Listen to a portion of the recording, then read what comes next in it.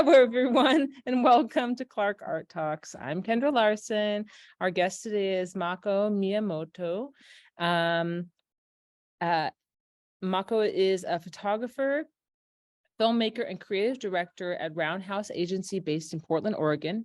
Clients include Adidas, Reebok, Merrell, Vogue, Xbox, Wacom. Is that right? Wacom or Wacom? It's actually Wacom. Wacom, okay. Wacom. Yeah, I had no idea. And Ray Ban. Select exhibitions include Chefas Projects, Portland, Oregon, Gauntlet Gallery in San Francisco, Nelly Duff in London, and White Box Gallery in Portland, Oregon. Mako Miyamoto, welcome. Cool. Yeah, thanks for having me. I'll start sharing my screen. All right. Can you guys see that? Cool. Yeah, well, thanks for the intro. I'm really thrilled to have the opportunity to connect with you all and spend some time together and take you through some of my work. So in approaching this presentation, I thought a lot about how I wanted to talk about my art practice. And as an artist who works in both the design as well as the marketing worlds, my life as well as my career has a somewhat complex and intertwined trajectory. So as I look through the different bodies of work that I've created along the way, what I realized was that woven throughout the way I think about, the way I concept and create my work, this idea of escapism kept appearing and reappearing. So the medical definition is the habitual diversion of the mind to purely imaginative activities as an escape from reality or routine.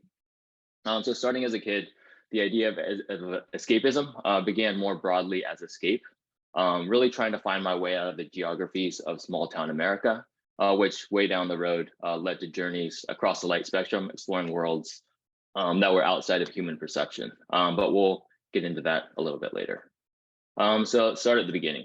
So here is my dad, who worked as an engineer for Chevron in the Bay Area. And here's my mom, who worked as a researcher for NASA in the Bay Area as well.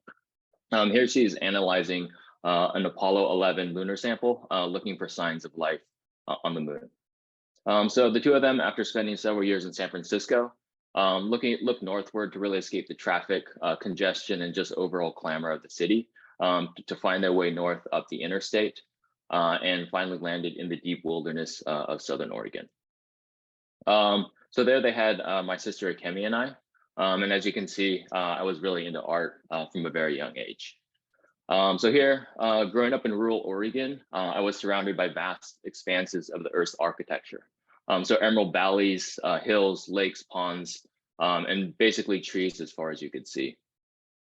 So it was a really amazing place to be a child. Our backyard, the canvas for our energy as well as our imagination to just really go wild.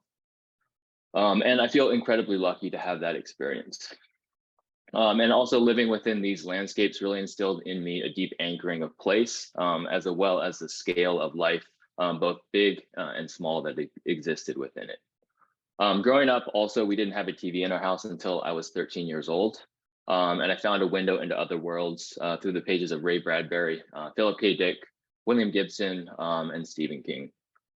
In them, I found a deep well of inspiration and wild, uncharted territories, really rich in surreal adventures across alien landscapes, some on distant planets and others in our own backyard. But as I grew older, a creeping feeling of isolation as well as displacement began, and a feeling of becoming really stuck in a time and a place, and really wondering what the world looked like outside of a small town. So then I set off for college at the University of Oregon, starting off my education and courses in illustration and painting. But about halfway through, I realized I wasn't all that good, and I shifted my focus to design and typography, and ultimately got my BFA in multimedia design. So after graduation, I moved down to San Francisco for several years, and found my way up here to Portland in 2008, where I've been ever since. Also, cool. Getting into the first body of work, Wookiees. So I found this mask at an estate sale about 18 years ago, and I really fell in love with it. Nostalgia for the Star Wars movies I had really loved as a kid, and also what seemed like an endless potential to really carry on that Wookiee legacy was new and exciting to me. But after shooting, what I found fascinating about these photos was it actually really wasn't about the Wookiee at all, but the idea of the mask itself. The way it obscures our faces, which are such an integral part of the human experience and an outward expression of who we are. And really so much of our understanding of life, as well as the lives of others, is experienced through them. But when a mask is placed over those features, inhibitions are suddenly lost and the identity of the subject begins to shift. And for me, I think it creates this really interesting escape from self. And for a moment, the mask becomes more than just latex and hair, and the person is free to become someone else completely. So in these moments of escape for the subject, as well as the viewer, it really works to turn the ordinary into surreal. And this is the spark that I was trying to capture and create that everyday spectacle.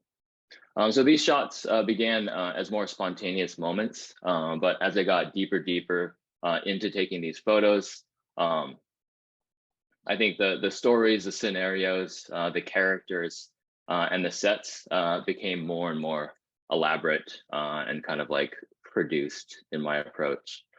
This is actually one of the few Wookiee shots that's actually me. This was shot by my friend Ashley, but every other one is shot with like a friend or family of mine.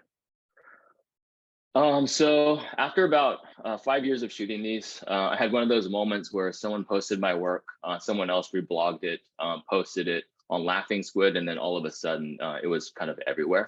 So it was on the Daily Mail, Hypebeast, ABC News, MTV, The Guardian. It was kind of everywhere for about a week. It was one of those kind of surreal experiences and a very interesting trajectory for a very spontaneous art project that gained some interesting momentum along the way.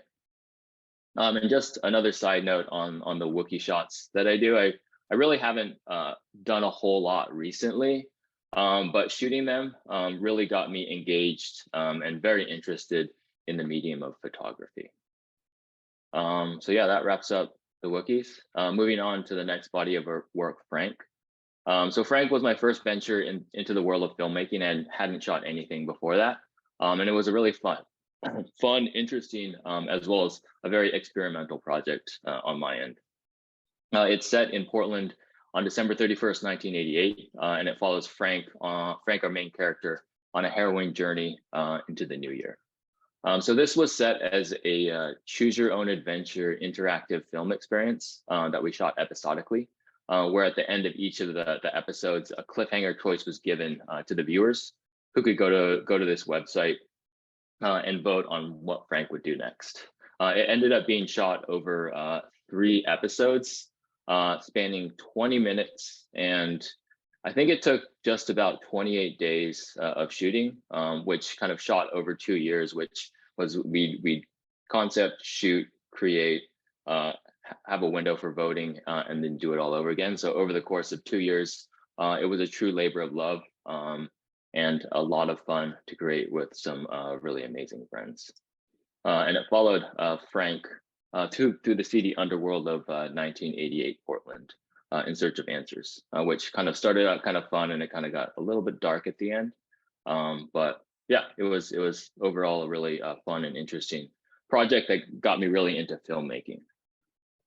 So it culminated after we shot the whole thing and assembled it together at a premiere at the Clinton Street Theater, which was a really fun way to kind of conclude it and also really cool to see it on the big screen. And a really great way to really celebrate the journey and all the time and people that went into making it. We also had an artist series of silkscreen posters, Frank figurines, stickers, DVD, and packaging to kind of round out the premiere and have it feel sort of like a nice little launch to wrap everything up. And as a side note, I also began kind of getting into mask making for a couple of the scenes. There was a lot of characters, so I started to get into mask making here. And as I kind of moved into my practice, I think mask making and the idea of fabricating props and other elements became more and more integral in what I was creating. So moving on to the next body of work, Further West. This was my first solo show at Chefas Projects, which is a really great, amazing gallery in Southeast Portland. You guys should definitely check out if you haven't. And further west was an exploration of our environment, as well as a meditation on land, really working to reframe the idea of imperialism within American history. Really exploring a revisionist vision of manifest destiny, and just kind of reframing and looking at it from a different perspective. So in these pieces, we see refugees and pioneers on the brink of the unknown step onto foreign soil, engulfed by the sprawl of the landscape before them. Humanity looks on as their world is overtaken by these new imperialists, really unsure of what comes next. So I used a lot of model making, portraiture, as well as landscape photography to create real as well as imagined possibilities, working to really pose questions about who we are and how we really coexist within this world. To create these images, it was a very meticulous process. And I think I'll take this time to really take you through sort of my overall process and how I get from concept all the way to the final image. So starting off, the first phase is brainstorming and concepting. So this is just a lot of consuming. So reading, watching movies, traveling, writing, a ton of sketching. And I think one of the most important parts is just conversations with friends and just like brainstorming on kind of what it could be, how it could happen, and how it could really come to life. And then I think obviously with any art project, a healthy amount of procrastination. So from there, the idea as well as the story begins to emerge. Characters start coming together. The story begins to kind of coalesce, and all the pieces and parts, and like the writing begins, and the outline of everything comes into focus. From there, the pre-production begins. So this is where I do the mask making, the model making, prop fabrication, location scouting, wardrobe styling, casting, and a whole lot of storyboarding. So I think in my process, at least, this pre-production is really a big component. I think sometimes it could be 2 to 3 weeks, sometimes it could be 2 to 3 months, but it's a big component, just making sure that when you get on location, when you actually do your shoot, you have everything planned, you have a map of where to go and how to capture it. So after all the pre-production is the production. So on the day of the shoot, after months and months of planning, this is the day or 2 days to kind of culminate and create. So you get on set and everything changes. So it starts to rain, the sun sets, the location is closed, or the talent gets sick, or the camera malfunctions, and nothing ever really goes as planned, no matter how much you plan. But somehow, nevertheless, you find a way to make that magic and kind of put all the pieces together, and it turns out great, at least most of the time.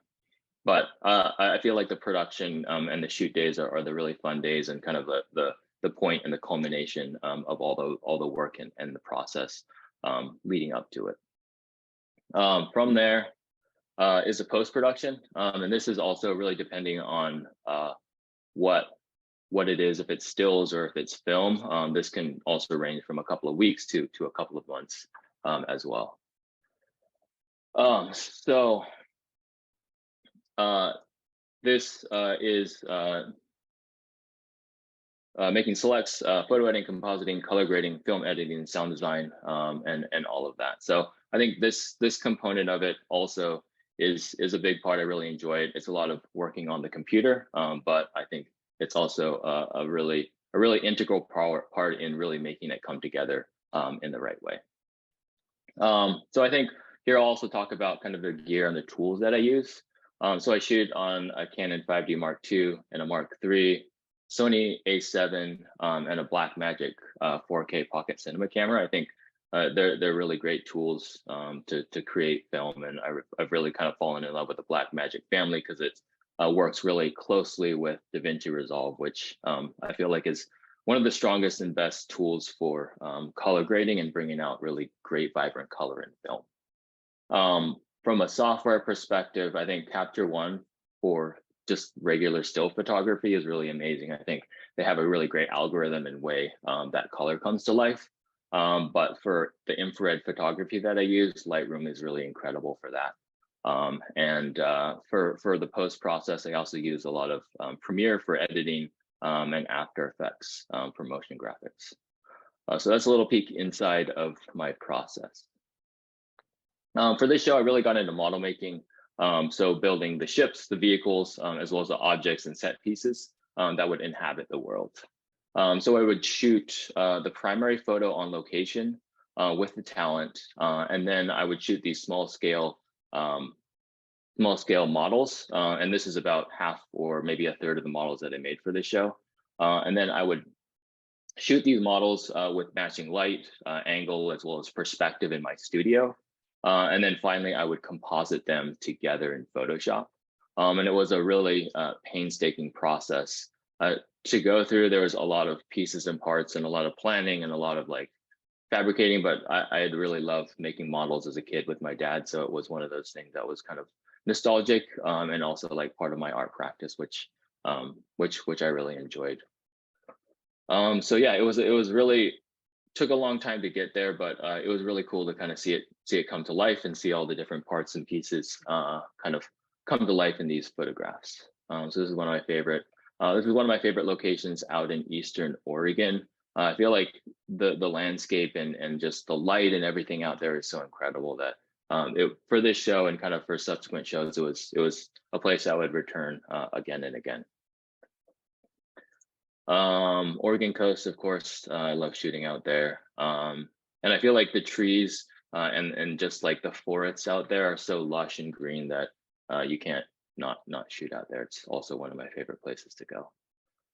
This isn't a really incredible, like probably 1920s gas station that we found out there. I feel like out in Eastern Oregon, I feel like out there is a real time capsule of like Americana, that there was a lot of really awesome gems out there to kind of explore and shoot for this show. Shots from the Oregon coast, out in Eastern Oregon again, and another one from the coast. Yeah, again, this is one of my favorite places to visit. I think it really gives you scale as well as perspective of the world, as well as kind of your small place within it. So that wraps up further west. Moving on to my next body of work. So what I wanted to do for my next show, I really wanted to push my photography as well as the different worlds that I was creating. And along the way, I became really interested in the infrared spectrum of light. So the infrared world exists at wavelengths that are longer than those of visible light, just beyond the deep red in the light spectrum. What we consider color and light are really, in fact, visible radiation, increasing in temperature from violet at 400 nanometers, which is the coolest, to deep red at 700 nanometers, which is the warmest. The infrared radiation, infrared light, is warmer still, existing at 700 to 1200 nanometers in range, and the body can feel and react to this radiation, but it is unable to perceive it with the human eye. So in order to capture this higher frequency of light, the infrared spectrum, you need to modify a camera, which is what I did.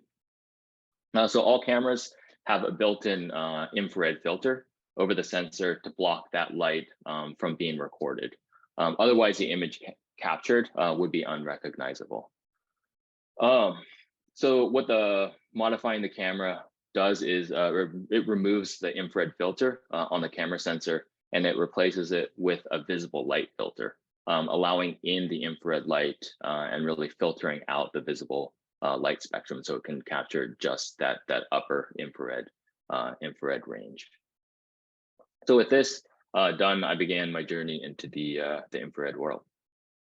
So the first body of work I created in infrared was the spectral divide. So the spectral divide was my first show that combined both filmmaking as well as photography into a singular experience and show. It worked to really speculate on the unseen world that exists just outside of human perception, and really imagining the spectral bodies that inhabited those landscapes. So with this show, I got even deeper into helmets, wardrobe, and props for these characters who would be populating the worlds. So I spent months and months concepting, designing, fabricating, painting and building all these different pieces and parts that went into the filmmaking.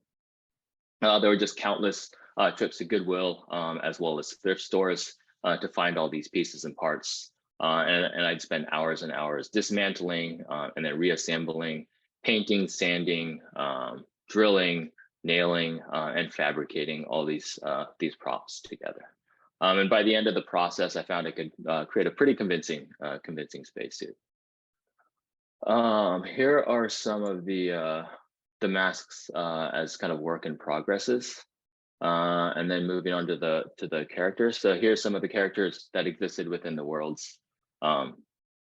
There, for each of the different scenarios and vignettes, there was a series of stills as well as video to really give glimpses into the infrared landscapes, as well as these characters, where they inhabited and kind of how they led their lives, existing in parallel planes with us.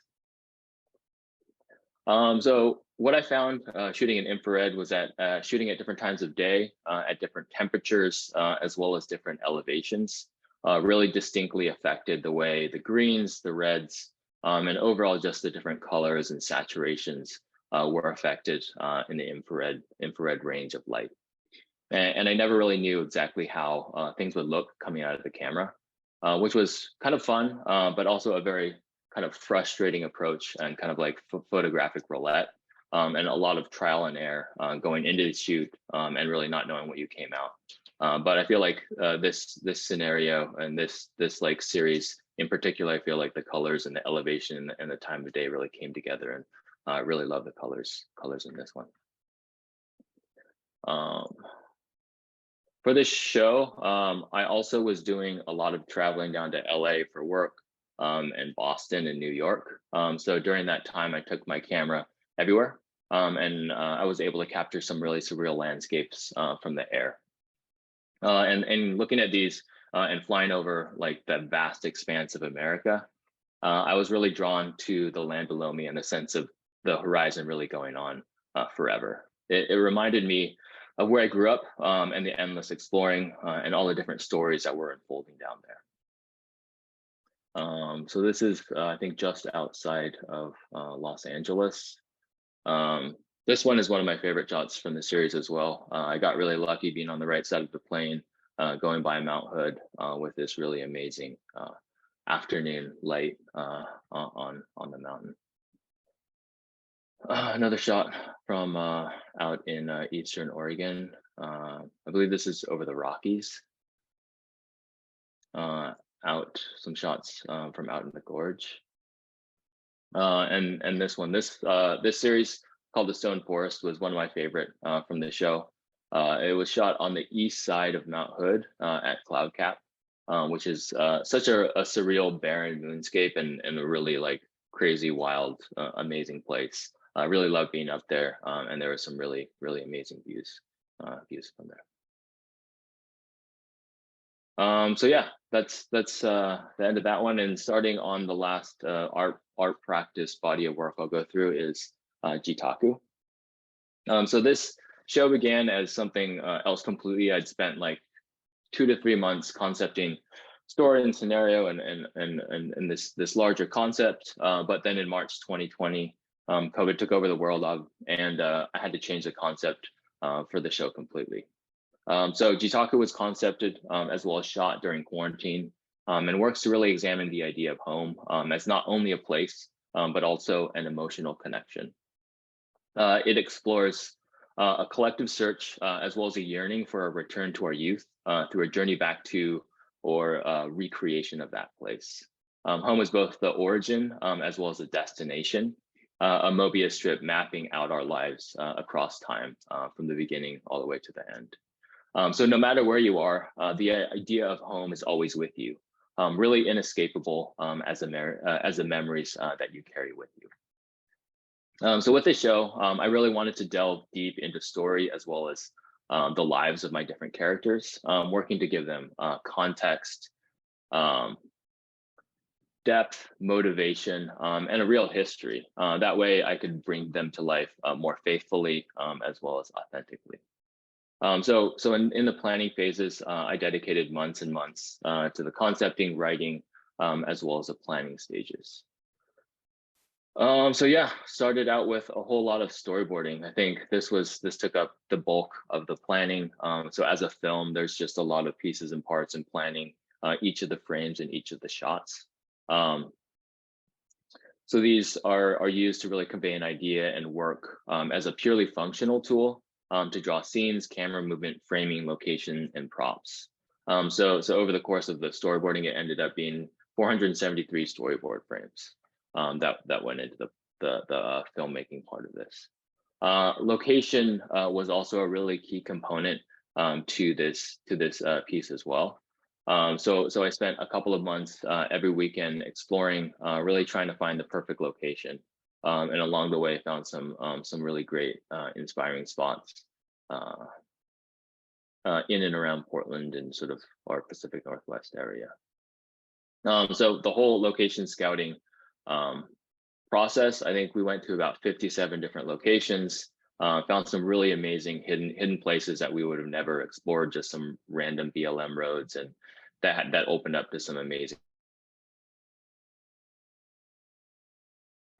So Jitaku culminated in 10 large format 30 by 40 prints and an hour-long film that was shown at Stephanie Chefas Gallery. Location was a really key character, anchoring the journey and providing the otherworldly landscapes that the story was told within. Found some really awesome places to shoot here. This was out in Sauvie Island, one of those like hidden little bay areas, and some more shots out in Eastern Oregon. So at the time, these empty haunted expanses were a reflection of the moment in time that we were all experiencing being quarantined at home. And it was definitely a challenge. Having the crew and talent consist of only two people, myself and my wife, Courtney. So we had to creatively plan, film, as well as act all at the same time. And there was a lot of tripod usage and compositional trickery. Courtney also shared in the filming duties, and she has a really, really great eye. So here, she's the astronaut, and I'm the robot character in this shot. Courtney played the heroine, and I played pretty much everybody else. Here's some more of the shots here. This is one of my favorite aerial shots from this. It just was very graphic. And yeah, I think through all this, I really have to thank my wife, Courtney, who has been my muse, as well as my primary subject throughout my work, and also one of the most understanding and patient people in the world. To put up with all the time and energy that I put into this work and really participate so closely in the making of it. Cool. So yeah, that wraps up my art practice. Moving on to the design and marketing kind of parallel of my life. So alongside working in photography and working in the art space, I also worked in the design world, starting out as an intern, creating emails and designing PowerPoint presentations. So from there, I worked my way up from intern to junior designer to designer, up to senior designer, then to art director, and then finally to senior art director, and landing as creative director 20 years later at Roundhouse Agency. I feel like I've been incredibly lucky to have had the opportunity to work with some really insanely talented art directors, designers, copywriters, project and account managers, photographers, artists, musicians, as well as creators. And I'll show you some of the work that I've created at Roundhouse. So yeah, I had the opportunity to shoot Kendrick Lamar out in London for the Reebok Classic leather campaign, shooting with the legendary Jonathan Mannion. He's an incredible photographer. He's pretty much shot every hip hop artist in the last 20 years, but really amazing group of people to work with for this campaign. For Merrell, here's some social campaigns we worked on as social agency of record for the last 3 years for the outdoor brand Merrell. We really love this brand. They have a really amazing mission the idea that the outdoor is for everyone, and they have some really great products. Had the opportunity to shoot Ariana Grande with Eric Ray Davis down in LA for the Reebok Classic campaign. She's really amazing to work with, super easy and very collaborative in kind of coming up with the ideas and kind of bringing the concept and the campaign to life. So the Insta Pump Fury. So this was a 25-year-old fashion icon that was truly built for the future. And we created a campaign that exists halfway in the digital world, halfway in the real world. We really wanted to storytell around the disruptive, transformative effects of the icon. And for me and the team, it was really fun to kind of bring in some of the design cues and play with a shoe that had such a crazy silhouette and such a storied history.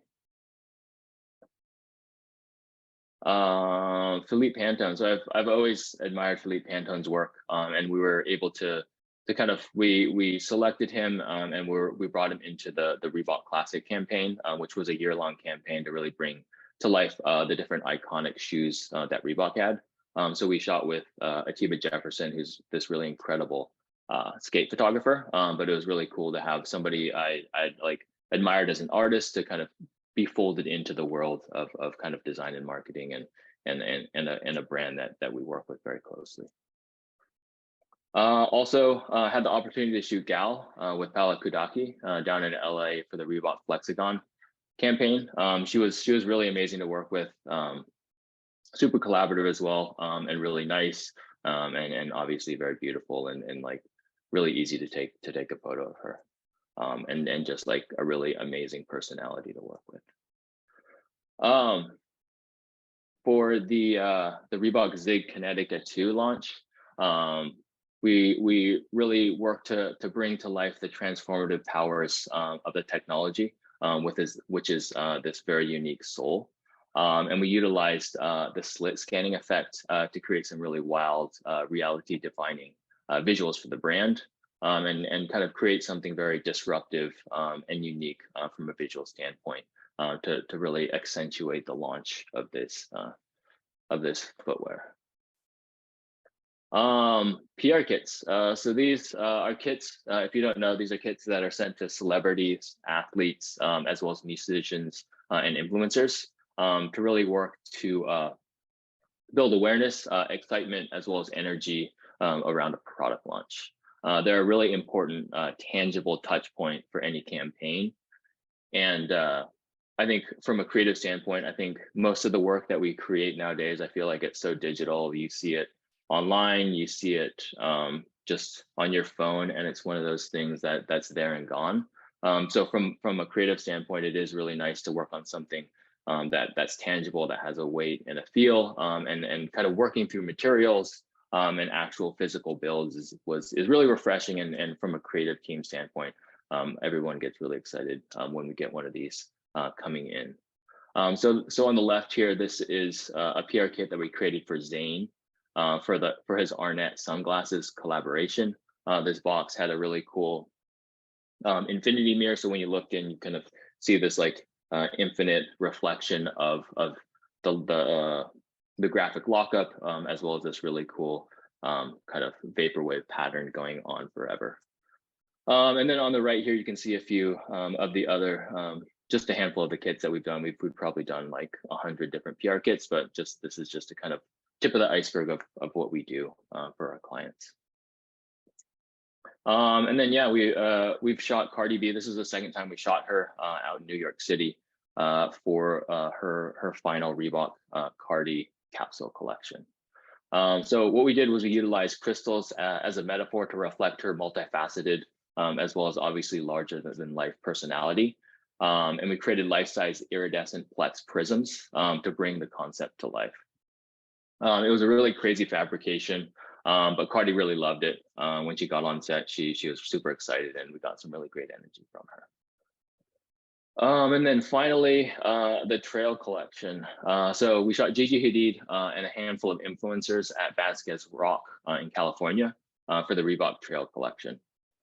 This concept really brought to life the idea of urban escapism. by mashing up streetwear with surreal vaporwave inspired landscapes. So this was really fun. We kind of got to shoot practically and kind of overlaps into my art practice in the way that we sort of composite and collage and create some kind of these like surreal escapist aesthetics. So it was one of those things that kind of overlap with my art practice and was really fun. And I feel like it came out to some really interesting and very unique and disruptive pieces. So yeah, I think working with all these inspiring as well as creative folks has allowed me to see the world through other people's eyes. And in doing that, brought a fresh perspective to my art practice.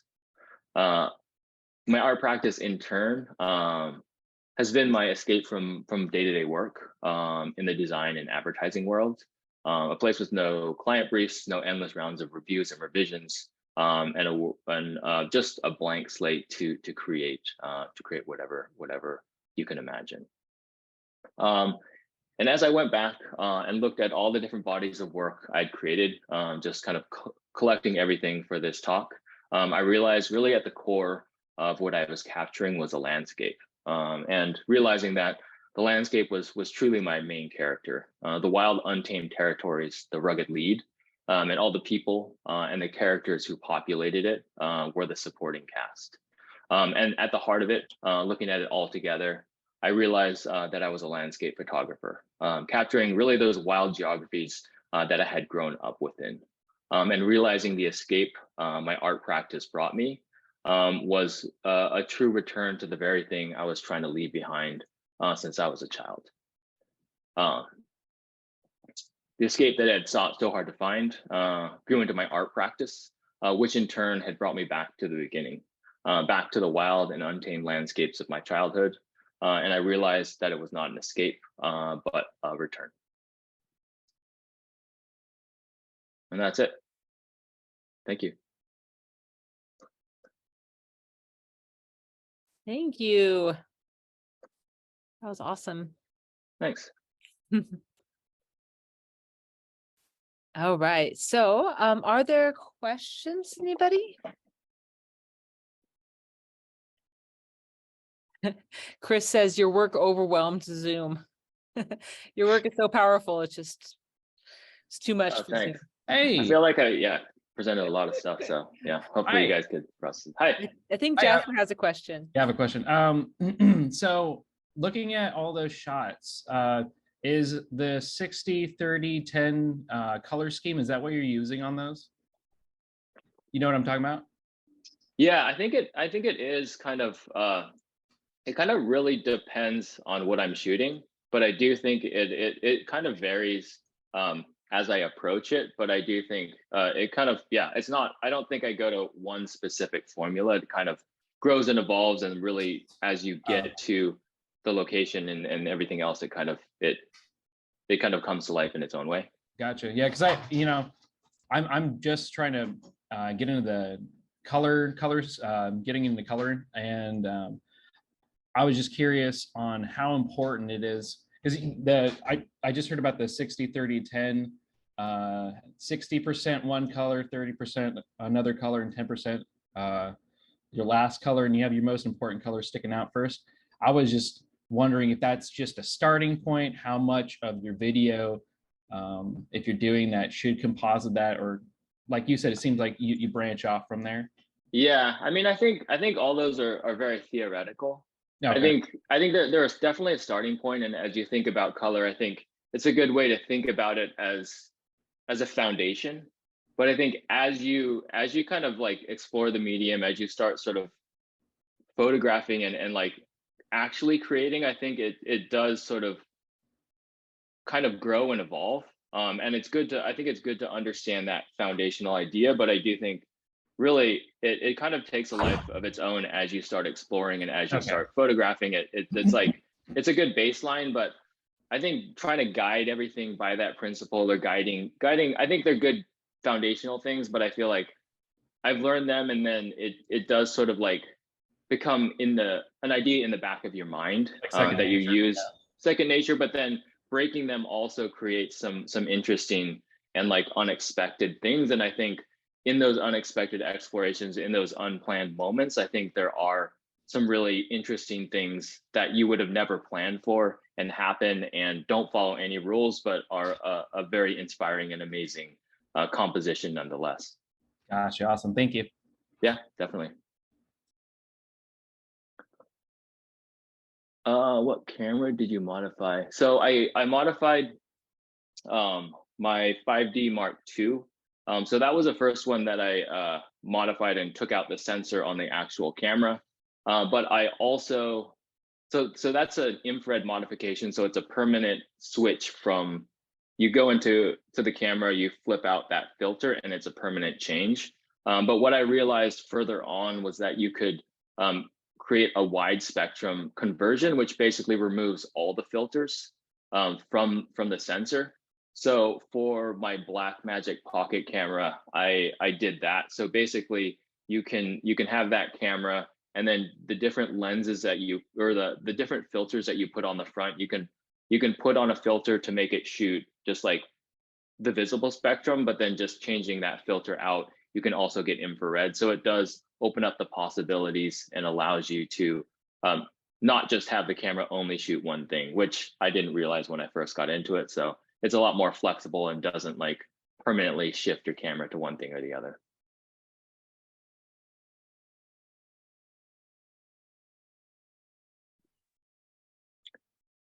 Hey, what's up, Mako?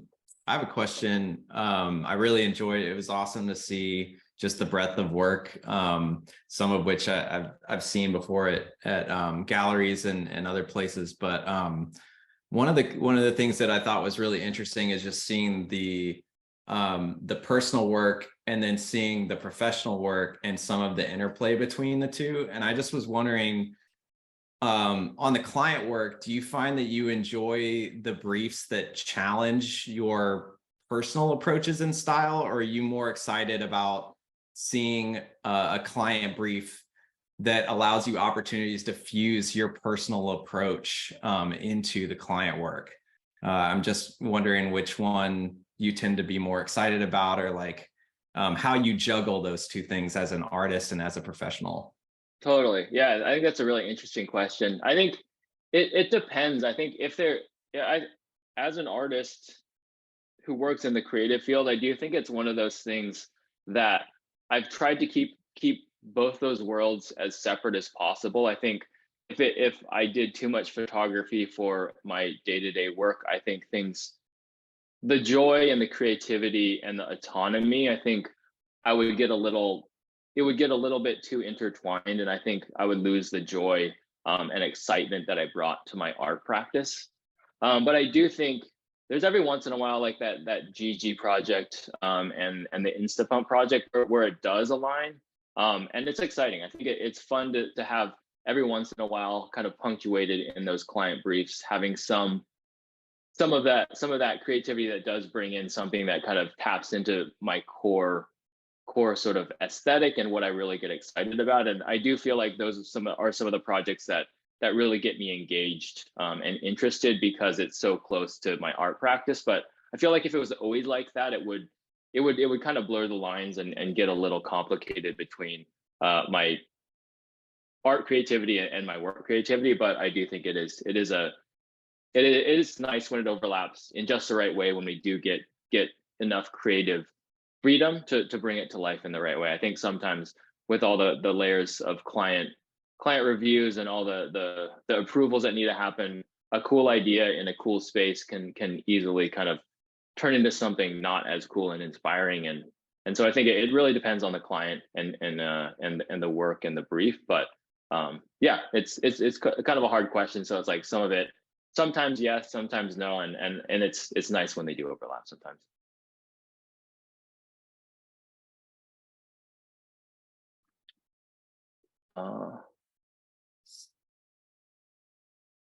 Says a question from Sean. It says, what is your advice for young artists on the fence about going to school for art versus creating their own path?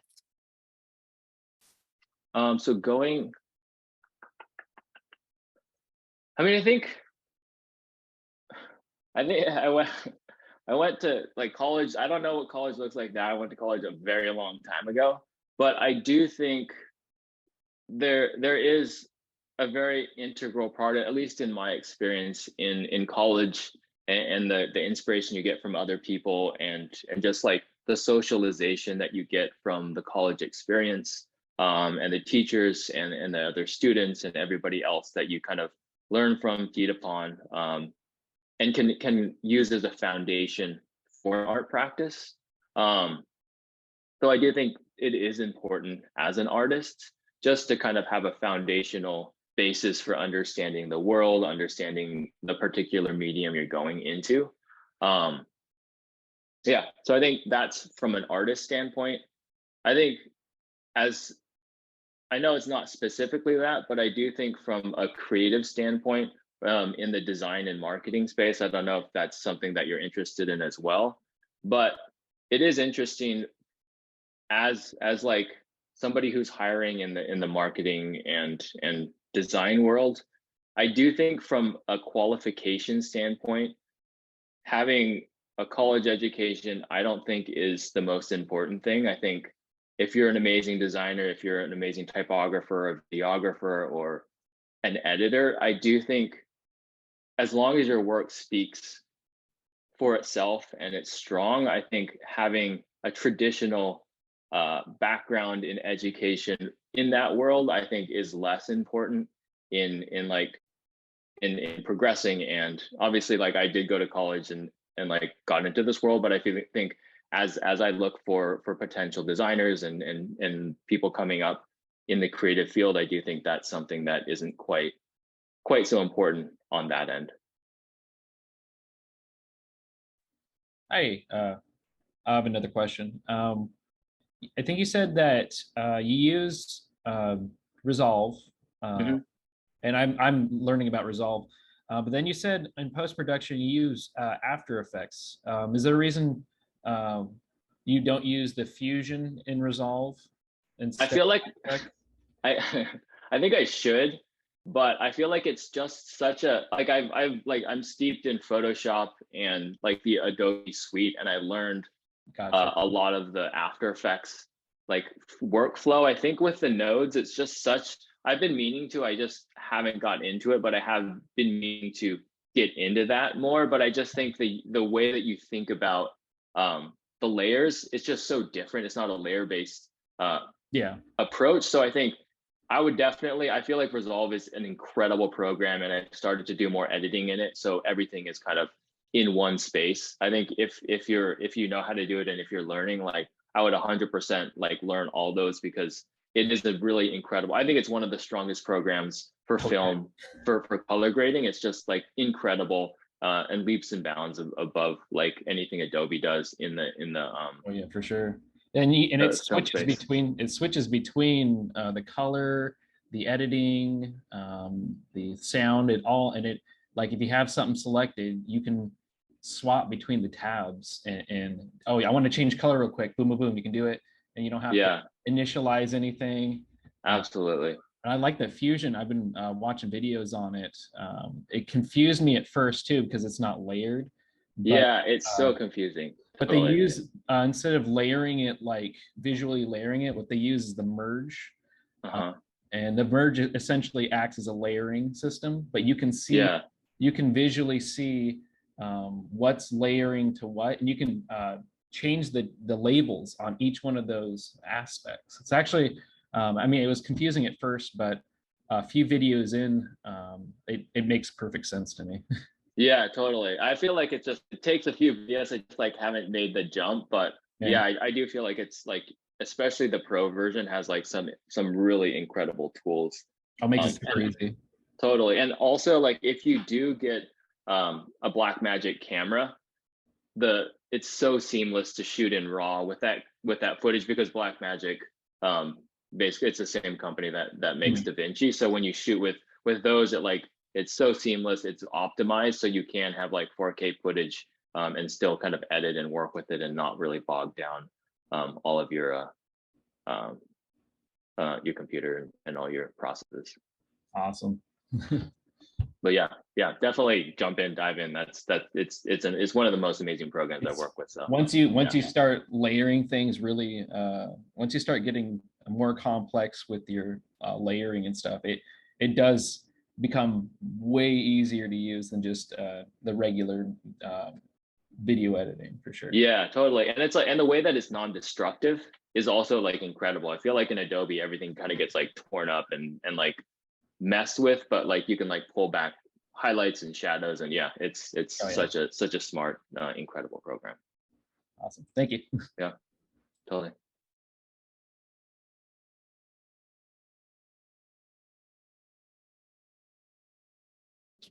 Are there any last questions?